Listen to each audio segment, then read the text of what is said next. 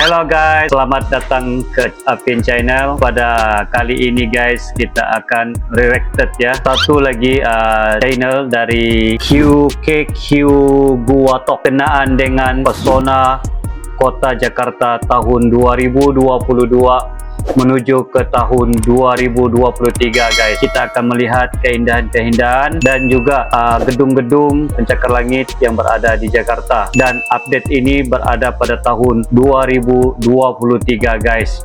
Oke, jadi apapun guys, jangan lupa sebelum itu tolong subscribe dan juga tekan loncengnya ya. Tanpa buang masa lagi guys, ayo sama-sama kita saksikan keindahan Jakarta guys, dengan kiraan 1, 2, 3.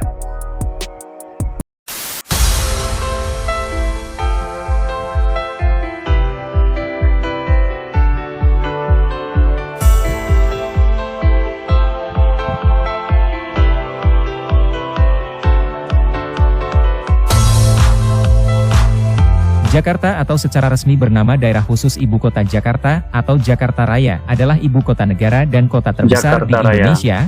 Menurut sistem pembagian administratif Indonesia, Jakarta merupakan provinsi dengan status daerah khusus. Sementara menurut pengertian secara umum, Jakarta merupakan kota metropolitan.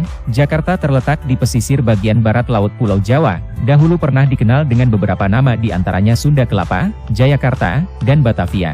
Jakarta juga mempunyai julukan The Big Durian, karena dianggap kota yang sebanding New York City atau Big Apple di Indonesia. Wow, keren. Sebagai pusat bisnis, politik, dan kebudayaan, Jakarta merupakan tempat berdirinya kantor-kantor pusat BUMN, perusahaan swasta, dan perusahaan asing. Kota ini juga menjadi tempat kedudukan lembaga-lembaga pemerintahan dan kantor sekretariat ASEAN. Sebagai salah satu kota metropolitan dunia, Jakarta telah memiliki infrastruktur penunjang berupa jalan, listrik, telekomunikasi, air bersih, gas, serat optik, bandara dan pelabuhan. Saat ini rasio jalan di Jakarta mencapai 6,2% dari luas wilayahnya.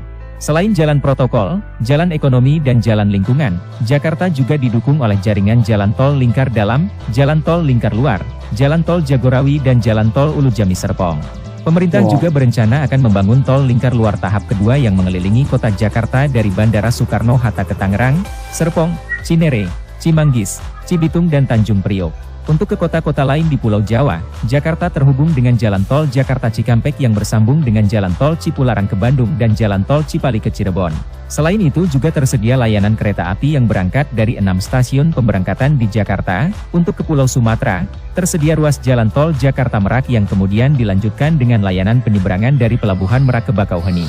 Untuk keluar pulau dan luar negeri, Jakarta memiliki satu pelabuhan laut di Tanjung Priok dan bandar udara, yaitu Bandara Internasional Soekarno-Hatta di Tangerang, Banten yang melayani penerbangan internasional dan domestik, serta Bandara Halim Perdana Kusuma yang banyak berfungsi untuk melayani penerbangan kenegaraan serta penerbangan domestik.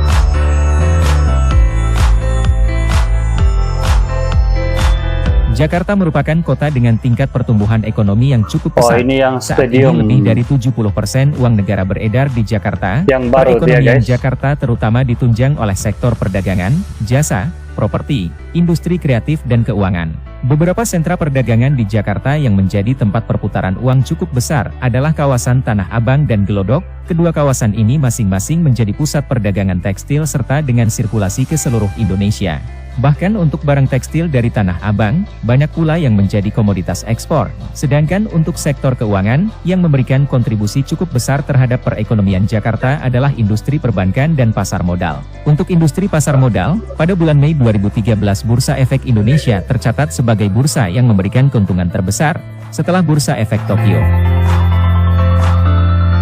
Pada bulan yang sama, kapitalisasi pasar Bursa Efek Indonesia telah mencapai 510,98 miliar dolar Amerika, atau nomor 2 tertinggi di kawasan ASEAN. Pada tahun 2012, pendapatan per kapita masyarakat Jakarta sebesar 110,46 juta rupiah per tahun, atau 12,270 dolar Amerika, sedangkan untuk kalangan menengah atas dengan penghasilan 240,62 juta rupiah per tahun atau 26,735 dolar Amerika. mencapai 20% dari jumlah penduduk. Di sini juga bermukim lebih dari separuh orang-orang kaya di Indonesia dengan penghasilan minimal 100.000 dolar Amerika per tahun. Kekayaan mereka terutama ditopang oleh kenaikan harga saham serta properti yang cukup signifikan. Saat ini Jakarta merupakan kota dengan tingkat pertumbuhan harga properti mewah yang tertinggi di dunia, yakni mencapai 38,1%. Selain hunian mewah, pertumbuhan properti Jakarta juga ditopang oleh penjualan dan penyewaan ruang kantor. Pada periode 2009 hingga 2012, pembangunan gedung-gedung pencakar langit yang di atas 150 meter di Jakarta mencapai 87,5%. Hal ini telah menempatkan Jakarta sebagai salah satu kota dengan pertumbuhan pencakar langit tercepat di dunia. Pada tahun 2020, diperkirakan jumlah pencakar langit di Jakarta telah mencapai 250 unit, dan pada saat itu Jakarta telah memiliki gedung tertinggi di Asia Tenggara dengan ketinggian mencapai 638 meter, yakni The Signature Tower.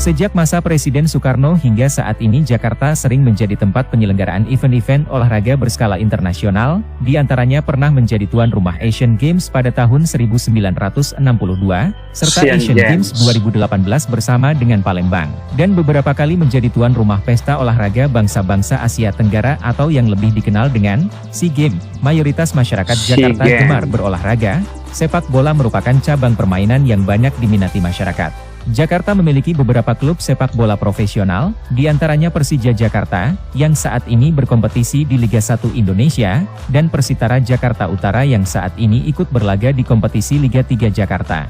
Tempat-tempat olahraga di Jakarta yakni, Stadion Gelora Bung Karno Senayan di Jakarta Pusat, Stadion Lebak Bulus, Gor Bulungan, Lapangan Golf Pondok Indah, Lapangan Golf Seskoal, dan Gor Sumantri Brojonegoro Kuningan di Jakarta Selatan.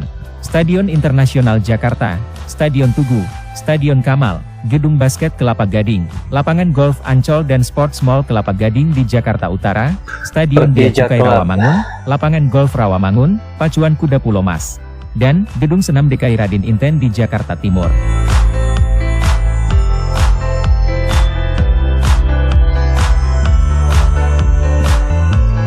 Wow. Stadiumnya guys, boleh ditutup guys, boleh ditutup dan dibuka. Mantap. Sebagaimana umumnya kota megapolitan, kota yang berpenduduk di atas 10 juta jiwa, Jakarta memiliki masalah stres, kriminalitas dan kemiskinan, penyimpangan peruntukan lahan dan privatisasi ini lahan telah nih, menghabiskan ini persediaan taman kota.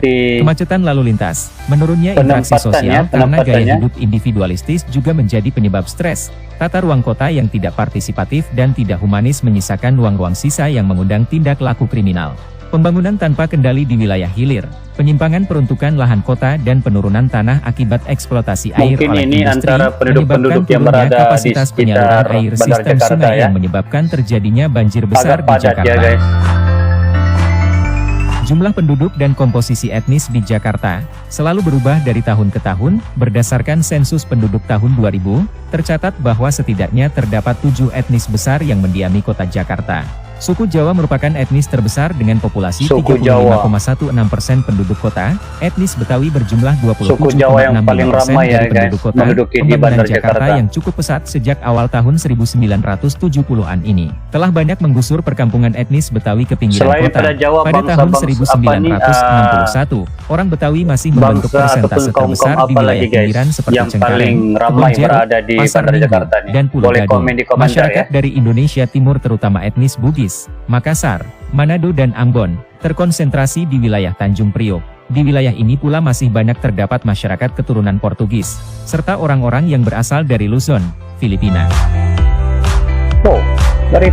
Orang Tionghoa sendiri telah hadir di Jakarta sejak abad ke-17.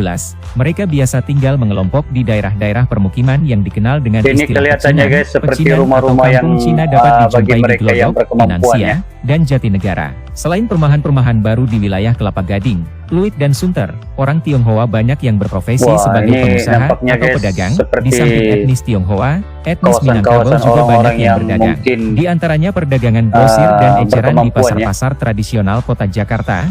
Selain etnis Tionghoa dan Minangkabau, ada juga etnis Arab, India, Banjar, Melayu dan Bugis yang beradu nasib di Jakarta dengan berdagang. Berdasarkan sejarah, Jakarta pertama kali dikenal sebagai salah satu pelabuhan kerajaan Sunda yang bernama Sunda Kelapa yang berlokasi di muara Sungai Ciliwung, ibu kota kerajaan Sunda yang dikenal sebagai Dayo Pakuan Pajajaran. Atau Pajajaran yang sekarang dikenal dengan Bogor, dapat ditempuh dari pelabuhan Sunda Kelapa selama 2 hari perjalanan. Menurut sumber Portugis, Sunda Kelapa merupakan salah satu pelabuhan yang dimiliki kerajaan Sunda selain pelabuhan Banten, Pontang, Cigede, Tamgara dan Cimanuk. Sunda Kelapa yang dalam teks ini disebut Kelapa dianggap pelabuhan yang terpenting karena dapat ditempuh dari ibu kota kerajaan yang disebut dengan nama Dayo. Pada tahun Jakarta 1961, status Jakarta diubah dari daerah tingkat 1 menjadi daerah khusus ibu kota.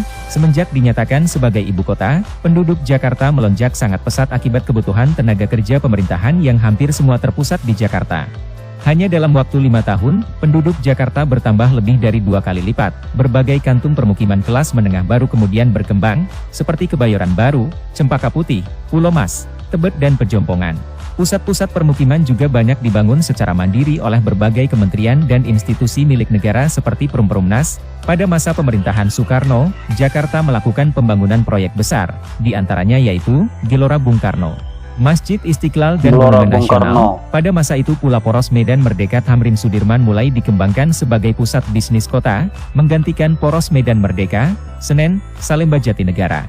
Pusat permukiman besar pertama yang dibuat oleh pihak pengembang swasta adalah Pondok Indah, yaitu pada akhir dekade 1970-an di wilayah Jakarta Selatan, yang dibangun oleh PT Pembangunan Jaya.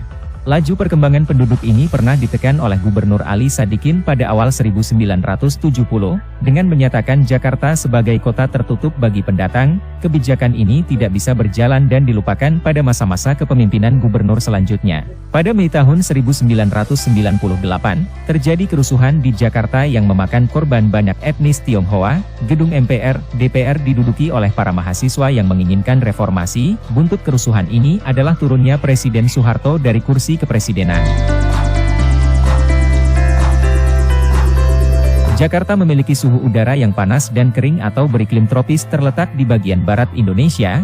Jakarta mengalami puncak musim penghujan pada bulan Januari dan Februari dengan rata-rata curah hujan 350 mm dengan suhu rata-rata 27 derajat Celcius. Curah hujan yang terjadi di antara bulan Januari dan awal Februari akan sangat tinggi. Pada saat itulah Jakarta dilanda banjir setiap tahunnya, dan puncak musim kemarau pada bulan Agustus dengan rata-rata curah hujan 60 mm.